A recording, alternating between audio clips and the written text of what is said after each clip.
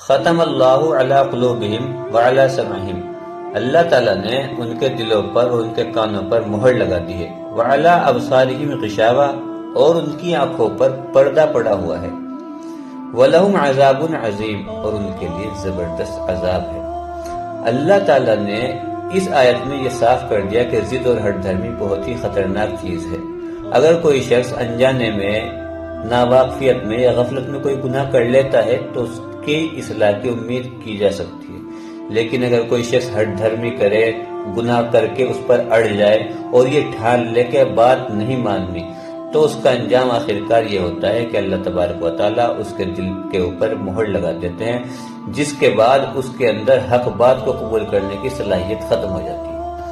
اب یہاں پر یہ شبہ نہیں کیا جا سکتا کہ وہ لوگ تو معذور ہو گئے جب اللہ تعالیٰ نے ان کے دل پر مہر لگا دی، نہیں، یہ شبہ کیا ہی نہیں جا سکتا، کیونکہ یہ جو مہر لگانا ہے ان کی ضد اور ہٹ دھرمی کی وجہ سے ہے۔